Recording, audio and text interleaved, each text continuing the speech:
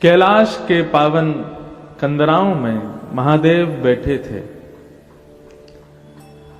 ध्यानस्थ होकर के बैठे थे। पार्वती नित्य उनका दर्शन करती है और नित्य दर्शन करके मन में विचार करती हैं, बाकी सब तो देव हैं परंतु ये महादेव हैं, और महादेव होने के बाद भी पूरा विश्व इनका चिंतन करता है, लेकिन ये नेत्र बंद करके किसका ध्यान करते हैं, किसका स्मरण करते हैं।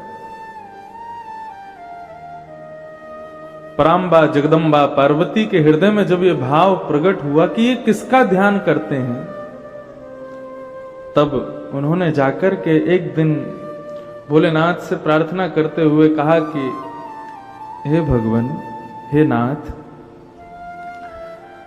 आप महादेव हैं, जगदाधीश हैं, विश्वेश्वर हैं, सब आपको प्रणाम करते हैं, आपका ध्यान करते हैं, आपको नमन करते हैं, वंदन करते हैं, परंतु आप यहां कैलाश की कंदराओं में बैठ करके नेत्र बंद करके आप किसका ध्यान करते हो, आप किसका स्मरण करते हो। तब भगवान शिव ने पार्वती जी को श्री राधा कृपा कटाक्ष स्तोत्र सुनाया। मुनिंद्र वृंद वंदिते त्रिलोक शोक हारिणी, कदा करिष्यसि माम कृपा कटाक्ष भाजनम। तब भगवान शिव ने ये राधा कृपा कटाक्ष स्तोत्र सुनाया। प्रसंग बड़ा है।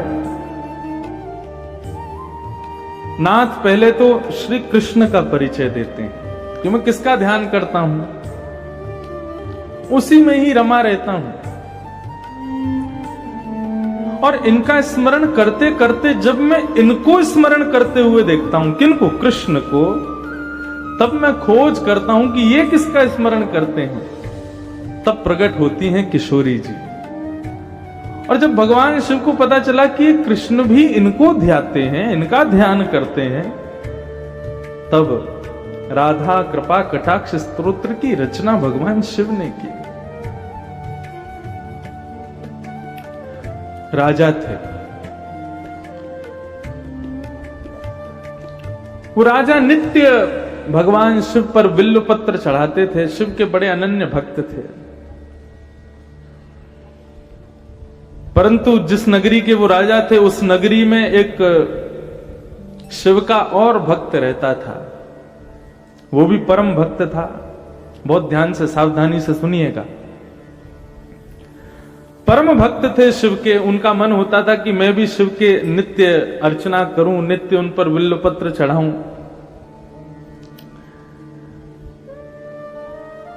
एक बार उन्होंने विचार किया कि बेलपत्र का सबसे सुंदर वन कहां है। तो किसी ने उनको बताया कि भैया बिल्वपत्र का सबसे सुंदर वन जो है वो राजा के बगीचे में है। वो राजा नित्य बेलपत्र चढ़ाते हैं, उनके बगीचे के बिल्वपत्र सबसे सुंदर हैं। बोले राजा के यहां से बिल्वपत्र कैसे लिया जाए, क्योंकि वैष्णवों की और शैवों की एक आदत होती है, वो कोई भी सुंदर वस्तु का दर्शन करते हैं तो उस सुंदर वस्तु को अपने प्रयोग में ना लेकर के वो अपने इष्ट को प्रदान करने का भाव ज्यादा रखते हैं। जैसे हमारे वृंदावन में कई ऐसे भक्त हुए, वो कुछ भी सुंदर वस्तु को देखते हैं तो वस्तु देख करके उनके मन में भाव आता है कि हमारे ठाकुर जी को पहुंचनी चाहिए। ऐसे कई शैव भक्त हुए, उनके मन में यह भाव होता है कि कुछ भी वस्तु हो वो अच्छी से अच्छी हमारे ठाकुर जी को मिले। आजकल के भक्त कैसे होते हैं, हम अच्छा रहें, हम अच्छा खाएं, हम अच्छा पहने, और ठाकुर जी कैसे भी रहो। मंदिर में जहां ठाकुर जी विराजते हैं वहां पर कई लोगों के यहां तो पंखे भी नहीं होते। क्यों? विचार ही नहीं उठता मन में। लेकिन कई घरों में मैं जाता हूं, वो अपने सुख सुविधा का इतना विचार नहीं करते। वो सोचते हैं हमारे जो सेवाए ठाकुर जी हैं ना, वो सुख से विराजे। ये वैष्णव का स्वभाव है।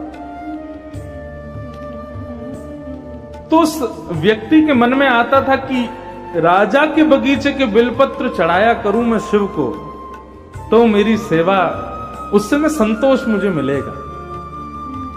लेकिन कैसे करूं, इतने सैनिक रहते हैं, इतने सब कुछ रहते हैं। तो उसने मन में विचार किया कि मैं शिव महिम्न स्तोत्र का पाठ करूंगा और इसका पाठ करके अपनी दैवी शक्ति को प्रकट करूंगा।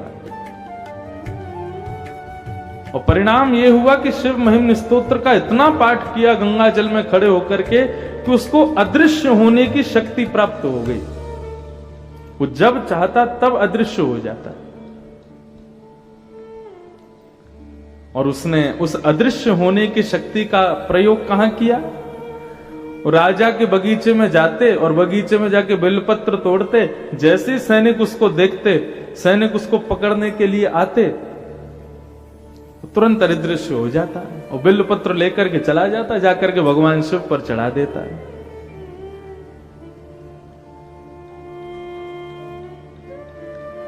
राजा को बड़ी चिंता हुई कि मैं इतने बिल्वपत्र अपने बगीचे में उगाता हूं शिव की आराधना के लिए, और ये व्यक्ति अपनी दैवी शक्ति से अदृश्य होकर के सारे पत्रों को ले जाता है, मुझसे पहले चढ़ा देता है।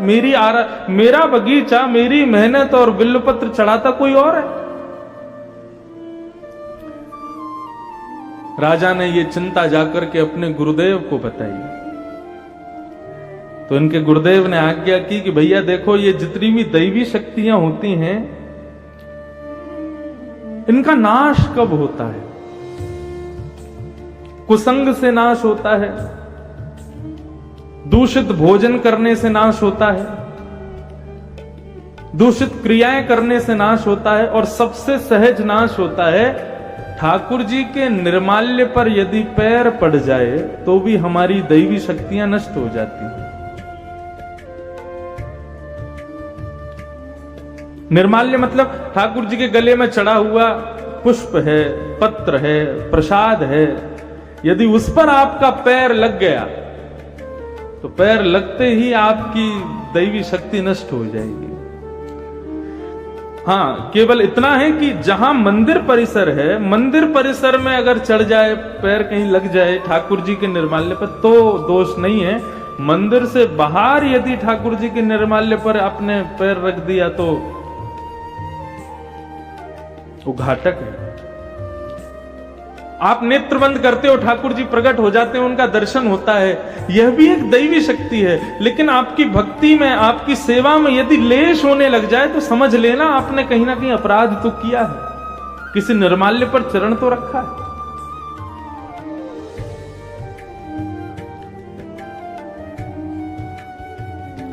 राजा ने जब ये बात सुनी कि निर्माल्य पर पैर रखने से दैवी शक्ति नष्ट होती है, तो शंकर जी के ऊपर चढ़े हुए बिल्व पत्रों को लेकर के राजा गए और जाकर के अपने पूरे बगीचे में फैला दिए। अर्धरात्रि का समय होगा, जब वो भक्त आएगा, वो चोर आएगा, उसको पता नहीं होगा, वो निर्माल्य पर पैर रख देगा तो उसकी शक्ति नष्ट हो जाएगी। अर्धरात्रि का समय, नित्य की सेवा के लिए, बिल्व पत्र तोड़ने के लिए जैसे ही बगीचे में उसने प्रवेश किया, उसको पता नहीं था, शिव पर चढ़े हुए निर्माल्य पर जैसे ही चरण रखा, उसकी अदृश्य होने की शक्ति नष्ट हो गई। उसको पता नहीं था अभी तक, वो तो दिखाते हुए जाता था, जब सैनिक पकड़ने आते थे तब अदृश्य होता था। आज बिल्वपत्र तोड़ने लगा, सैनिक जैसे ही तलवार लेकर के उसको पकड़ने के लिए जाने लगे, उसने जैसे अदृश्य होना चाहा, लेकिन आज वो अदृश्य नहीं हो पाया और सैनिकों ने उसको पकड़ लिया। बोले आज आ गया पकड़ में। अब तो वो घबराने लगा, चिंता करने लगा, क्या करूं, कहां जाऊं, कैसे बचूं। सैनिकों ने राजा को बता दिया, बोले कि आज हमने उसको बंदी बना लिया है, पकड़ लिया है। राजा उसको मारने के लिए जैसे समीप आने लगे, उस भक्त ने नेत्र बंद करके महादेव का स्मरण किया और स्मरण करते हुए कहने लगा, हे महादेव, मानता हूं कि मैंने चोरी की है, लेकिन किसकी की? पत्र की है। किस लिए की? आपकी आराधना के लिए की है। यदि इससे किसी की संपत्ति नष्ट हुई हो, इससे किसी की आराधना नष्ट हुई हो, तो मैं क्षमा मांगता हूं। लेकिन नाथ, मैंने तो केवल आपकी सेवा के लिए इस कार्य को किया था, आप मुझ पर कृपा करो। और नेत्र बंद करके महादेव का स्मरण करते हुए वहीं खड़े खड़े शिव महिम्न स्तोत्र का गान करना प्रारंभ किया।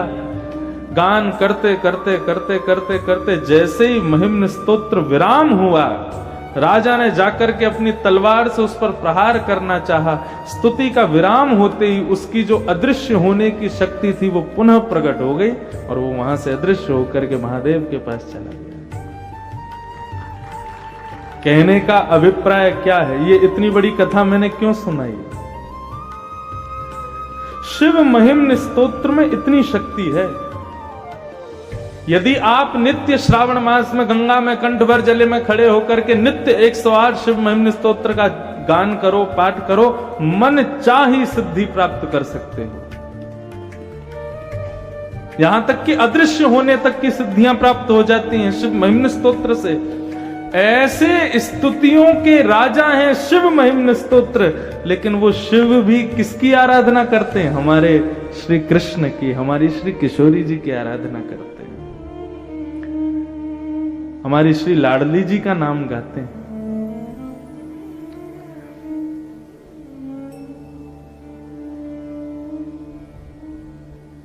शिव महिम्न स्तोत्र के 108 पाठ, और 108 तो कम बता रहा हूं, 1,00,000 पाठ, एक पुरुष चरण शिव महिम्न स्तोत्र का जितना बल देगा उतना बल केवल श्री किशोरी जी का एक बार राधा नाम कहने मात्र से प्राप्त हो जाएगा।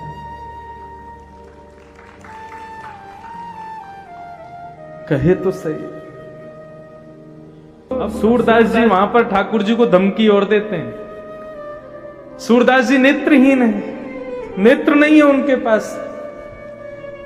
कोई कहता सूरदास जी आपको तो भगवान ने आंख ही नहीं दी।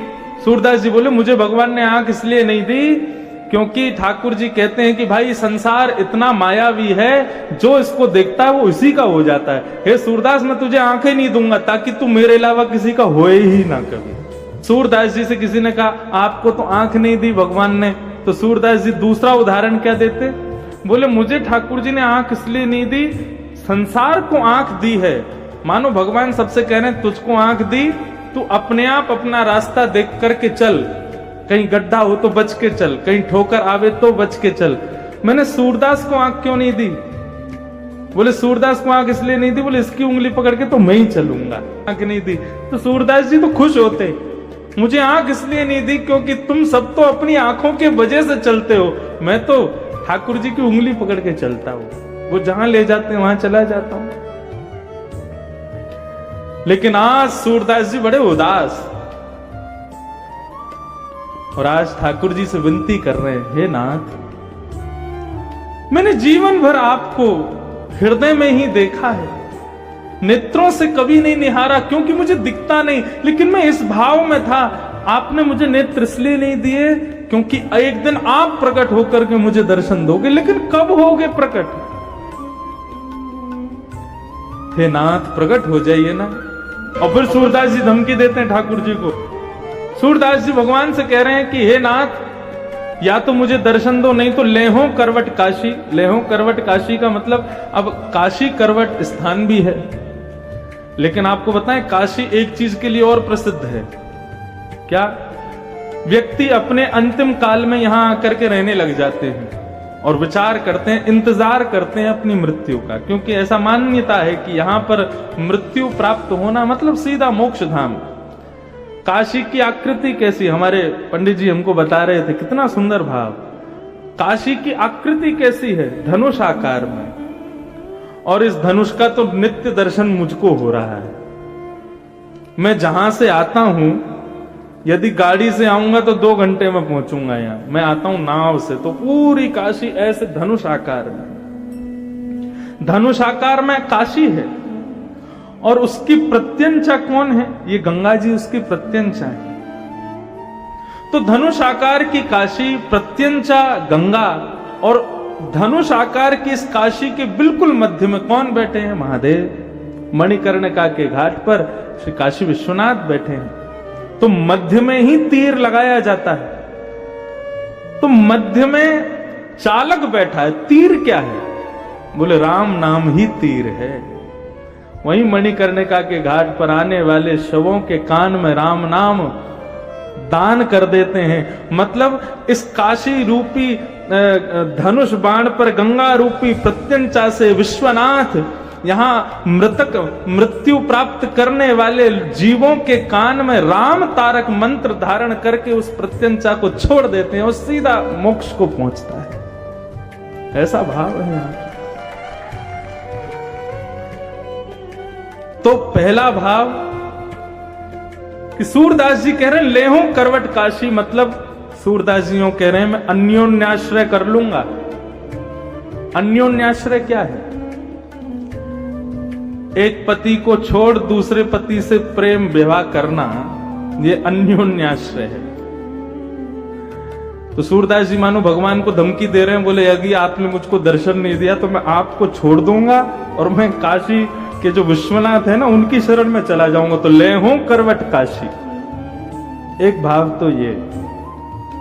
दूसरा भाव, लेहूं करवट काशी का मतलब आपने यदि अब मुझे दर्शन नहीं दिया तो फिर मैं अपने प्राणों का परित्याग कर दूंगा। हम काशी जा रहे हैं, पहले के जमाने में इतना कहना मतलब घर के लोग पांव पकड़ ले, अरे भैया ऐसा मत कहो। क्यों? काशी जाने का मतलब क्या? बोले कि अब सुधार जाएंगे हम। लेहूं करवट काशी, सूरदास जी कह रहे हैं भगवान से। और मैंने ऐसा भी सुना कि एक यहां कुआं है। अब मुझे सत्य तो मेरे को नहीं पता, आप लोग ज्यादा जानते होंगे। उस कुएं में लोग कूद करके अपने प्राणों का परित्याग कर देते थे। वहां नीचे विश्वनाथ भगवान बैठे हैं। तो करवट काशी का मतलब वह भी है कि वहां जाकर के अपने प्राणों का परित्याग कर दूंगा, आदि आदि भाव। लेकिन भाव एक ही है, यदि आपने मुझे दर्शन नहीं दिए तो मैं काशी का आश्रय ले लूंगा। और जैसे ही सूरदास जी ने यह बात कही है, लेहूं करवट काशी, इतने में ही ललित त्रिभंगी वंशी धारी मोर मुकुट धारण किए घुंघराले केश अलकावलियों से सुसज्जित पीतांबरी पहने हुए श्री श्याम सुंदर प्रकट हो गए। जैसे प्रकट हुए तो नूपुरों की ध्वनि हुई, अंग से इत्र की सुगंधी सूरदास का स्पर्श करने लगी। सूरदास जी बोले कौन है मेरे सन्मुख? जैसे ही शब्द सुना सूरदास, सूरदास जी के नेत्र सजल हो गए। बोले नाथ आ गए आप? बोले हाँ मैं आ गया। और जैसे ही सूरदास जी के नेत्रों पे हाथ फेरे हैं और कहा सूरदास नेत्र खोलो, जैसे नेत्र खोल करके देखा सामने ललित त्रिभंगी ठाकुर जी खड़े हैं, मधुर मुस्कुरा रहे हैं, ऐसा सुंदर स्वरूप धारण करके पधारे हैं। ये देख करके सूरदास जी आनंदित हो गए, रोम रोम का दर्शन करने लगे, एक एक अंग का दर्शन करने लगे और सर्वांगीण अंग का दर्शन करके प्रणाम करते हुए ठाकुर जी से कहने लगे अब मुझे फिर से अंधा बना दो। क्यों? बोले अब इन नेत्रों में आप विराजमान हो गए, मेरे प्रत्येक रोम में आप विद्यमान हो गए, अब मैं इन नेत्रों से किसी और को नहीं देखना चाहता। श्रीमद् भागवत में गोपियां कहती हैं अक्षण वताम फलमिदम न परम विदाम। इतना बढ़िया सूत्र गोपियों ने कहा है। गोपियां कहती हैं इन आंखों से स्विट्जरलैंड देखना, न्यूजीलैंड देखना, कश्मीर देखना, कन्याकुमारी देखना, सिंगापुर चले जाना, आदि आदि देश का भ्रमण करके इन आंखों से देखना, तुमने आंख पाकर के कुछ नहीं किया। धन मिले तो धन का सदुपयोग करो, ये आंख मिली है तो इनका सदुपयोग क्या है? कि जो काशी विश्वनाथ आज मंदिर में बैठे हैं, एक स्थिर होकर के बैठे हैं, नित्य उनको देखना भी इन आंखों की सार्थकता नहीं है। इन आंखों की सार्थकता कब हो? कि जब तुम गंगा के घाट पर, काशी के किनारों पर जब घूम रहे हो तो एक दिन एकांत में वही विश्वनाथ भ्रमण करते हुए तुमको दिखाई दे जाए, तो समझना इन आंखों को पाकर के हमने इनको सिद्ध किया है। गोपियां कहती हैं, इन आंखों से यदि श्याम सुंदर को चलते फिरते, मुरली बजाते, आनंद करते, रास विहार करते नहीं देखा, तो इन आंखों का तुमने सदुपयोग ही नहीं किया। सूरदास जी कहते हैं, वो आंख मिल गई और आंख को देखना जिसको है वो मिल गया, अब मुझे कुछ नहीं चाहिए। जिन नयनन में पी बसे दूजो ना ही समाए, अब मुझे फिर से नेत्रहीन बना दो। हम में और बाकी के वैष्णव भक्तों में अंतर क्या है? हम अपनी प्रत्येक इंद्रिय से संसार को भोगना चाहते हैं। आंखों से सुंदर देख लें, जीभ से सुंदर खा लें, कानों से सुंदर सुन लें, त्वचा का सुंदर से सुंदर स्पर्श कर लें। इसी की भागदौड़ में हम लोग दिन भर लगे हैं। लेकिन जिस दिन आपकी प्रत्येक इंद्रिय या तो हरि या फिर हर के लिए ही प्रयोग करे अपना, उस दिन समझना कि हम पर कृपा हुई। नेत्र केवल उनका दर्शन करना चाहें, कान केवल उनको सुनना चाहें, त्वचा केवल उनका स्पर्श चाहे, पैर केवल उनकी तरफ ही चलना चाहें, जिह्वा केवल उनके प्रसाद का सेवन करे, नेत्र केवल उनका दर्शन करें, तब समझना अब वास्तविक हमारा जीवन श्रेष्ठ हो रहा है।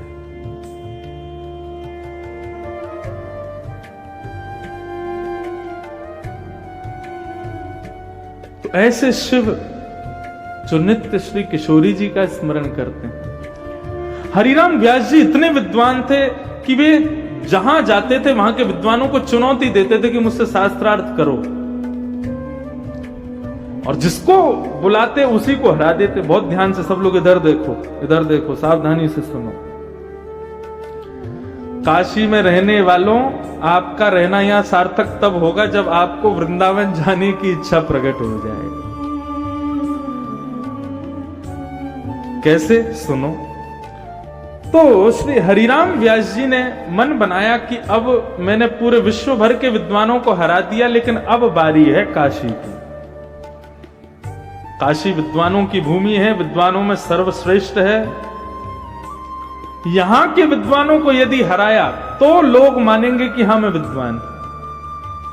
हरिराम व्यास जी अपने सब चेले चपाड़ों के साथ में काशी आ गए, और काशी में आकर के महाराज उन्होंने ऐलान कर दिया कि यहां के जितने विद्वान हैं सबको चुनौती देता हूं। उत्तर मीमांसा, पूर्व मीमांसा, 4 वेदों में से किसी भी भाव को, किसी भी पुराण को, किसी भी उपनिषद को लेकर के आओ, शास्त्रार्थ करो, मुझे हरा करके दिखाओ, तो मानूंगा मैं काशी विद्वानों की भूमि है। जब यहां के विद्वानों ने उनकी चुनौती सुनी तो आपस में सबने मीटिंग की, बोले कि भैया कौन जाएगा? सबने कहा, बोले हरिराम व्यास जी साधारण नहीं है, हमने इनका शास्त्रार्थ देखा है, ये अच्छों को हरा देते हैं। हारने में कोई बुरी बात नहीं है, शास्त्रार्थ में तो हारा ही जाता है, एक तो कोई ना कोई हारेगा। लेकिन बात यह है कि उन्होंने विद्वानों को नहीं, काशी को चुनौती दी है। यदि हम में से कोई हारा तो काशी की हार होगी, वाराणसी की हार होगी। तो क्या करें? बोले वाराणसी के राजा के पास चलो। कौन है राजा? बोले विश्वेश्वर। पहुंच गए सब, विश्वनाथ से जाकर के रात्रि प्रार्थना करने लगे, हे विश्वनाथ कृपा करो, ये आए हैं हरिराम व्यास जी, इनसे हमको बचाओ। सब ब्राह्मणों ने जाकर के प्रार्थना की। ब्राह्मण तो प्रार्थना करके चले गए, लेकिन आधी रात में शंकर जी हो चाहे हमारे कन्हैया हो, ब्राह्मणों को दुखी नहीं देख सकते। वैष्णवानाम यथा शंभु, वैष्णवों में तो सर्वश्रेष्ठ हैं शंभु, और वैष्णवों के सर्वधन है शंभु। भगवान शिव ने मन में विचार किया, बोले कि भैया काशी की रक्षा की, अब हमारे ऊपर नौक आ गई है। आधी रात में ही एक दीनहीन से ब्राह्मण का वेश धारण किया भोलेनाथ ने, और एक दीनहीन से ब्राह्मण बनकर के, बिल्कुल सादा सरल से ब्राह्मण बनकर के पहुंच गए हरिराम व्यास जी के पास। हरिराम व्यास जी के चेला खड़े थे बाहर, उनसे जाकर के कहा कि महाराज मैं काशी का ब्राह्मण हूं, हरिराम व्यास जी से कुछ पूछने आया हूं। बालकों ने जाकर के बताया, बोले महाराज काशी का कोई विद्वान आया है, देखने में तो दीनहीन सा है लेकिन ब्राह्मण है, विद्वान ही होगा। हरिराम व्यास जी तुरंत उठ करके बैठ गए, बोले बुलाओ, शास्त्रार्थ की सब तैयारियां करो। भगवान शिव भीतर गए और जाकर के हरिराम व्यास जी को प्रणाम करके बैठ गए। तो हरिराम व्यास जी ने कहा, शास्त्रार्थ करने आए हो? शंकर जी बोले, नहीं नहीं, मैं तो शास्त्र ही नहीं जानता, अर्थ क्या करूंगा, मुझे तो कुछ भी नहीं पता। मैंने सुना है आप बहुत विद्वान हैं, तो एक प्रश्न था मन में, उसका उत्तर जानने आया हूं। हरिराम व्यास जी बोले, ये कोई समय उत्तर पूछने का? सुबह आना चाहिए था, इस समय तो हम शास्त्रार्थ के लिए बैठे हैं। बोले अच्छा, तो आप मेरे प्रश्न का उत्तर दे दीजिए, उसके बाद हम शास्त्रार्थ कर लेंगे। बोले पूछो, क्या है तुम्हारा प्रश्न? भगवान शिव बोले महाराज मैं ये जानना चाहता हूं कि विवेक किसे कहते हैं। हरिराम व्यास जी बोले, विवेक जानने आए हो? बोले हाँ, मैं ये जानने आया हूं विवेक कहते किसको है। कथाओं में सुना है, बिनु सत्संग विवेक न होई, राम कृपा बिन सुलभ न सोई। राम जी कृपा करके विवेक देते हैं, तो ये विवेक क्या है, मुझे विवेक के बारे में बताइए। हरिराम व्यास जी बोले, विवेक का मतलब होता है सद असद का ज्ञान होना, सही गलत की पहचान होना।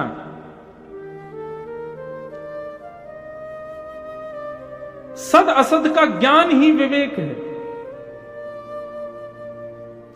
महादेव मुस्कुराने लगे, बोले मिल गया उत्तर?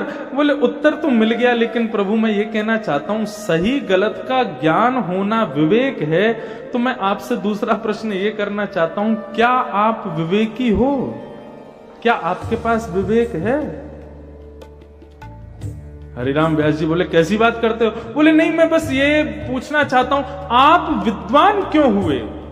आपने इतनी पढ़ाई की, इतना अध्ययन किए, इतने विद्वान बने, किस लिए? केवल ब्राह्मणों को हराने के लिए? विद्वान इसलिए बना जाता है, क्या यही विवेक है आपका? कोई व्यक्ति अध्ययन करता है तो अध्ययन करके उसका कोई ना कोई विचार होता है कि मैं इस ग्रंथ को क्यों पढ़ रहा हूं, इसके पढ़ने के बाद मैं ऐसा करूंगा, मैं ये करूंगा, ये मेरा सत्संकल्प है। लेकिन आपका संकल्प तो हमको इतना मालूम पड़ता है कि आप विद्वान केवल और केवल इन बेचारे सीधे भोले भाले ब्राह्मणों को हराने के लिए बने हो।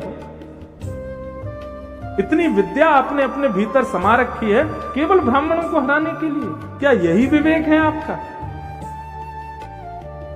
कितने ब्राह्मणों को निराश कर देते हैं आप, कितने ब्राह्मणों को हरा करके हताश कर देते हैं और फिर खुद को विद्वान कहते हैं। क्या यही विवेक है आपका? हरिराम व्यास जी तो मौन चुप बैठे। चेलाओं से कहा बाहर जाओ, गेट बंद करो। बाहर चले गए, गेट बंद कर दिया। हरिराम व्यास जी अपने आसन से उतरे और पैर पकड़ के बोले, तुम ब्राह्मण नहीं हो, कौन हो, जल्दी बताओ। आप साधारण नहीं हैं, आप कौन हैं? रूप बदल करके आए हैं। इतना विद्वान तो मैं हूं कि मुझे पहचान है कि सामने बैठा व्यक्ति कौन है। आपके शब्द, आपके नेत्र मुझे अपनी ओर आकर्षित कर रहे हैं। आप साधारण नहीं हैं, कौन हैं? प्रकट हो जाइए। इतने में ही ध्याये नित्यम महेशम रजत गिरिनिभं चारु चंद्रावतंसम रत्नाकल्पोज्ज्वलांगम पयशमृगवराभीति हस्तं प्रसन्नम पद्मासीनं समन्तास्तसममरगणैर्व्याधिकृत्यं वसानं विश्वाद्यं विश्ववन्दनं अखिलभयहरं पंचवक्त्रं त्रिनेत्रम्। देवादिदेव महादेव श्री विश्वनाथ भगवान प्रकट हो गए। जैसे ही दर्शन किया है, हरिराम व्यास जी रुदन करने लगे, पूरा शरीर कंपायमान हो गया, चरणों में गिर गए, क्षमा मांगने लगे। बोले नाथ मुझे क्षमा कर दो। भोलेनाथ ने अपने हृदय से लगाया। बोले हरिराम व्यास, तुम साधारण नहीं हो, तुम बहुत विद्वान हो, लेकिन तुमको विद्वत्ता इसलिए प्राप्त नहीं हुई कि तुम ब्राह्मणों को हराओ। अरे तुम तो हमारे कुंज बिहारी के, हमारी श्री किशोरी जी की नित्य सखी हो, नित्य सहचरी हो, तुम विशाखा का अवतार हो। तुम्हारे लिए यह काम नहीं है कि तुम जा जा करके और विद्वानों को हराओ। ये काशी तुम्हारे लिए नहीं है। हरिराम व्यास जी बोले तुम्हें क्या करूं, आज्ञा करो। बोले अभी इसी वक्त वृंदावन चले जाओ और श्रीधाम वृंदावन में जाकर के सदा सर्वदा के लिए किशोरी जी के चरणाश्रित हो जाओ। ये काशी तुम्हारे लिए नहीं है।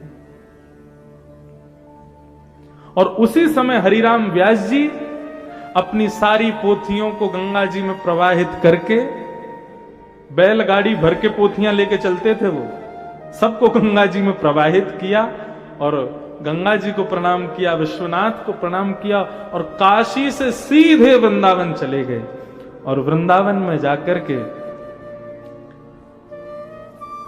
वृंदावन के कुंज हमारे मात पिता गुरु बंधु, वृंदावन के लता वृक्ष बल्लरियों को ही अपना भाई बंधु परिवार सखा ये सब के रूप में स्वीकार कर लिया। ठाकुर जी के एक भक्त हुए, उनका नाम था श्री कुंभन दास। क्या नाम था?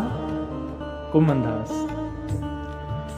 कुंभन दास जी जब गाते थे ना, तो जिस राग को वो गाते थे वो राग सामने खड़ा हो जाता था हाथ जोड़ करके और नेत्रों से आंसू बहाता रहता था। वो कृतकृत्य मानता था स्वयं को जब कुंभन दास जी उसको गाते थे। और क्या कहें महाराज, कुंभन दास जी जब गोवर्धन पर्वत पर जाते थे तो कई राग रागनियां साधारण सा रूप धारण करके आते और आकर के उनसे प्रार्थना करते, कभी हमको भी सेवा में लीजिए, कभी हमको भी गा दिया कीजिए।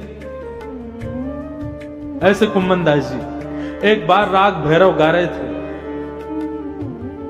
और भैरव गाते गाते गाते जैसे गा रहे थे इतने में ही बादशाह ने, अकबर ने वाहवाही कर दी, वाह वाह वाह। कुंभन दास जी ने देखा ये वाहवाही कौन कर रहा है? किसी ने कहा, बोले बादशाह वाहवाही कर रहे हैं।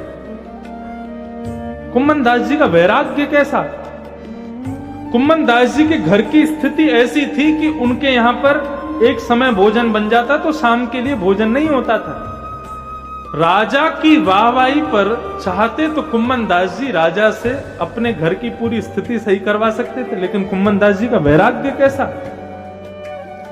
उसी दिन अपनी राग मालाओं में से राग भैरव को निकाल दिया। आज के बाद नहीं गाऊंगा। किसी ने पूछा क्यों नहीं गाओगे? बोले जो राग हम इनको रिझाने के लिए गाते हैं उस राग पर एक छोटे से बादशाह ने वाहवाही कर दी, राग झूठा हो गया, अब ये ठाकुर जी को नहीं दूंगा। गोपाल जी प्रकट हो गए, प्रकट होकर के कहने लगे, बोले कुंभना ये राजा को मैं नहीं पढ़ा लिखा के तेरे पास भेजो ताकि तेरे घर की स्थिति सुधर जाए, तेरे घर को सब माहौल सुधर जाए। तो ने राजा को ऐसे दुत्कार दियो, ऐसे भगा दियो, बाकी सामने राग ही फाड़ दियो। कुंभन दास जी क्या कहते हैं? बोले यदि राजा जो सामग्री लाया था वो उससे ले लेता तो अभी मुझे समझाने के लिए आप मेरे पास नहीं आते। आप मेरे पास क्यों आ गए? क्यों मैंने राजा की दी हुई वस्तु को भी ठुकरा दिया। ये है वैराग्य।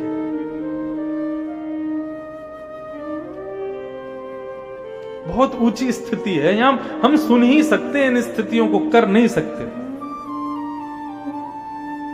हमारी गायकी पे छोटा सा विधायक वाहवाही कर दे तो हम उसके पीछे पीछे होलेंगे और विधायक जी हमारा ये काम करवा दो, विधायक जी। बादशाह वाहवाही कर गया कुंभन दास जी के गायन पर, भक्ति महारानी कष्ट में आ गए। नारद जी महाराज ने कहा, देवी तुम चिंता मत करो, तुम्हारा जो भी कष्ट है मैं उसको दूर करूंगा। और नारद जी महाराज सत्कर्म ढूंढते ढूंढते बद्रीनाथ पहुंचे और बद्रीनाथ में जाकर के सनक सनंदन सनत कुमारों को ये बात बताई कि महाराज भक्ति ज्ञान वैराग्य की पीड़ा दूर कीजिए, भक्ति तो युवा है लेकिन उसके दोनों बालक ज्ञान वैराग्य बुढ़े हो गए हैं। ये कैसे संभव हो सकता है कि मां युवा बालक वृद्ध? इस क्रम को ठीक कीजिए भगवान। तब सत्कर्म के रूप में 5 सत्कर्म बताए सनत कुमारों ने, और 5 प्रकार के यज्ञों का वाचन किया। वो 5 यज्ञ कौन कौन से हैं? कि सबसे पहला यज्ञ कौन सा है? द्रव्य यज्ञ। आप मंदिर में दान दक्षिणा करते हो, ठाकुर जी को पुष्प चढ़ाते हो, माला चढ़ाते हो, बिल्व पत्र चढ़ाते हो, दूध चढ़ाते हो, ये सब द्रव्य यज्ञ है, पहली श्रेणी का सत्कर्म। इससे भी श्रेष्ठ सत्कर्म क्या है?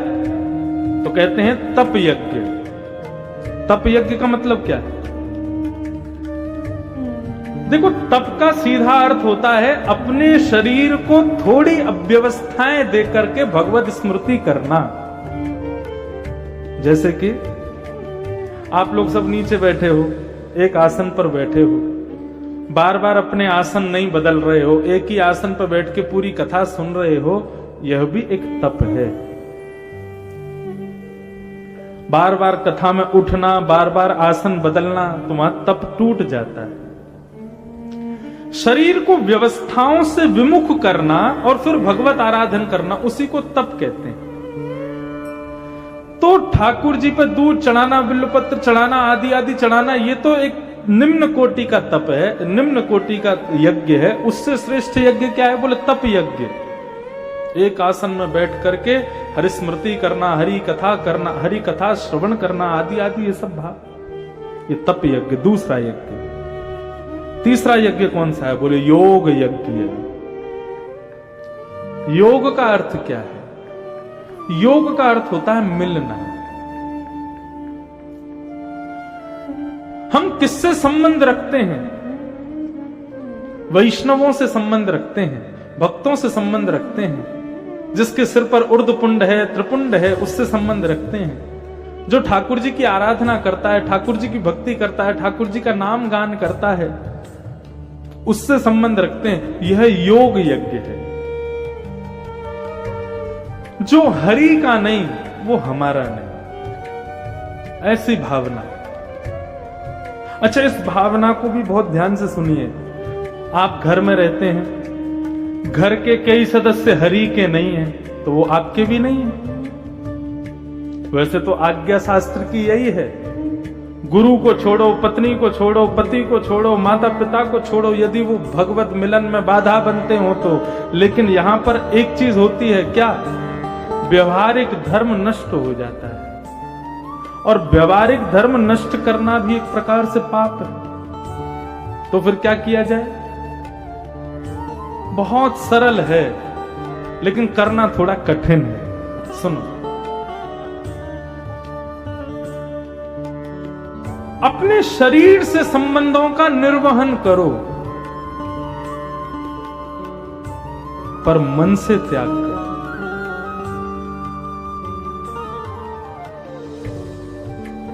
अभी विदेश यात्रा पर था मैं, वहां कई लोग मिले। वो बोले, महाराज जी हम बहुत भक्ति करते हैं, लेकिन हम ऐसे देश में रहते हैं, यहां पर हमारे पास 4 लोग बैठे हैं, तो वो 4 लोग भी गौ मांस भक्षी हैं, उल्टा सीधा खाते हैं, उल्टे सीधे रहते हैं। क्या करें? उनका संग तो करना पड़ता है। मैंने कहा देखो, हमारे शास्त्राज्ञा करते हैं कि हमारे धर्म में शारीरिक उपस्थिति से ज्यादा मानसिक उपस्थिति को ज्यादा श्रेष्ठ माना जाता है। आप शरीर से कहीं उपस्थित हो लेकिन मन से उपस्थित नहीं हो, तो आपकी उपस्थिति दर्ज नहीं होगी। लेकिन आप कहीं शरीर से नहीं हो, मन से वहीं का स्मरण कर रहे हो, तो आपकी उपस्थिति नित्य मानी जाएगी। जैसे हमारे यहां गाते हैं, प्यारे राधा वल्लभ लाल, मन रखियो अपने चरणन में। हम भले ही तन से काशी में रहें, लेकिन हे राधा वल्लभ लाल, हमारे मन को सदा अपने चरणों में रखना। तुम मन से यदि नित्य गंगा के तट पर बैठ करके भी आप वृंदावन का स्मरण करते हो तो आपके बही खाते में, आपके जीवन खाते में आपकी नित्य की उपस्थिति काशी की ना हो के ब्रज की मानी जाएगी। क्यों? बोले तन से भले ही कहीं भी बैठे थे लेकिन मन से तो नित्य वृंदावन का स्मरण करते थे। तो हमारे यहां तन की उपस्थिति को श्रेष्ठता नहीं मानी गई, मन की उपस्थिति को श्रेष्ठता दी गई। मतलब आप तन से संबंधों का निर्वहन करो लेकिन मन से ना करो। तो मन से जो काम नहीं किया है वही श्रेष्ठ माना जाएगा। हरि विमुख करने वाले यदि परिवार के भी हैं तो तन से तो संबंध निभाओ, मन से मत निभाओ बस। लेकिन वो मन का त्याग तन पर हावी नहीं होना चाहिए, वो तन पर दिखना नहीं चाहिए। बहुत कठिन है। या तो देखो मीराबाई जैसे हो जाओ, या तो तुलसीदास, रैदास, सूरदास आदि जैसे हो जाओ, बिल्कुल सबको छोड़ छाड़ के चले जाओ। लेकिन सबके बीच में रह रहे हो तो फिर तन के संबंधों को निभाओ, मन से भले ही मत निभाओ। तन के संबंधों का निर्वहन करना चाहिए। ये बात हम क्यों बता रहे हैं? योग यज्ञ। योग यज्ञ का मतलब उनसे संबंध बनाओ जो ठाकुर जी से संबंध रखते हैं।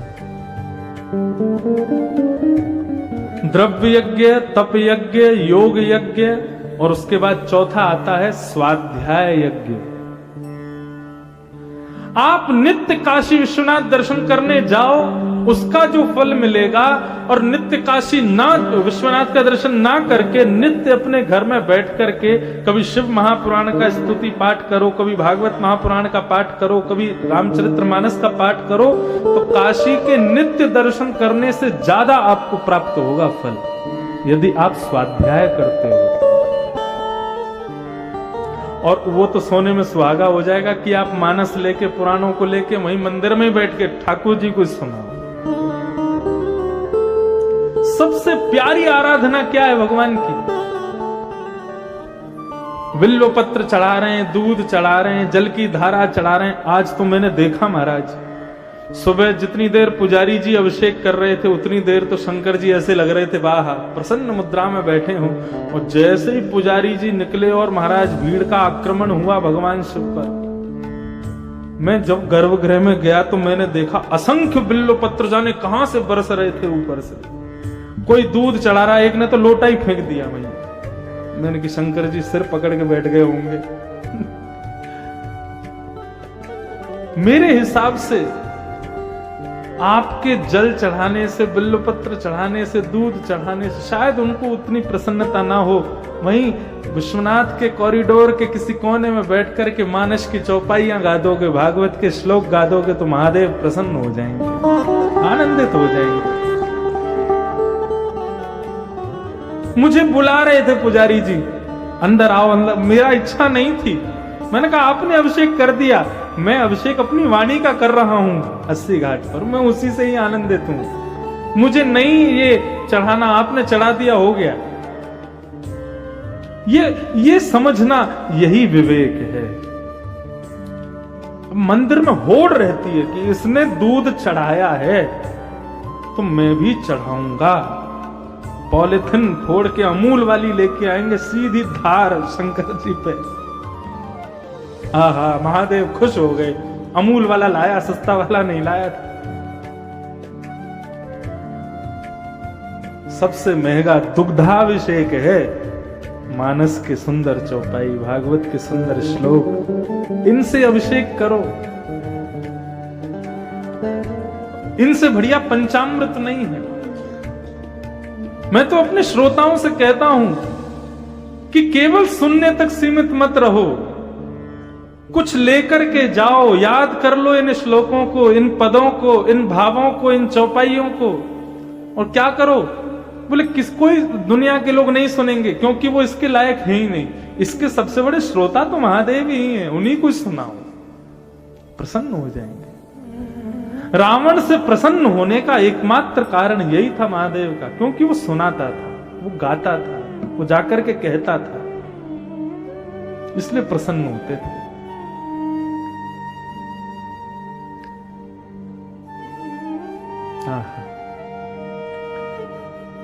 तो द्रव्य यज्ञ, तप यज्ञ, योग यज्ञ और चौथा है स्वाध्याय यज्ञ। और पांचवा यज्ञ क्या है? शुकाचार्य जी ने जो गीत गाया श्रीमद् भागवत का, इस भागवत की कथा सुनना, इससे बड़ा सत्कर्म दुनिया में कुछ नहीं। ये मैं नहीं कह रहा हूं, स्वयं भागवत कह रही है। 4 यज्ञ बताए, द्रव्य यज्ञ, तप यज्ञ, योग यज्ञ, स्वाध्याय यज्ञ, और सबसे बड़ा यज्ञ क्या बताया? बोले शुकाचार्य जी के द्वारा कही गई भागवत को श्रवण करना, ये सबसे बड़ा यज्ञ है। इसको करने मात्र से सारे यज्ञ प्राप्त हो जाते। नारद जी महाराज को सनत कुमारों ने कहा कि नारद, यदि तुम चाहते हो कि भक्ति ज्ञान वैराग्य का कष्ट दूर हो तो श्रीमद् भागवत की कथा कराओ। नारद जी हंसने लगे, बोले महाराज आप क्या कह रहे हैं? भागवत में इतनी सामर्थ्य है कि वो ज्ञान वैराग्य को पुनः युवान कर देगी। अरे मैंने साक्षात वेद सुना दिया, मैंने साक्षात गीता सुना दी, उससे कुछ प्रभाव नहीं हुआ तो भागवत से कैसे प्रभाव हो जाएगा? बहुत सुंदर बात कहते हैं सनत कुमार। सनत कुमार कहते हैं, कितना अच्छा तथ्य दिया है यहां पर सब कुमारों ने, आहा मजा आ गया सुन के। क्या कहते हैं?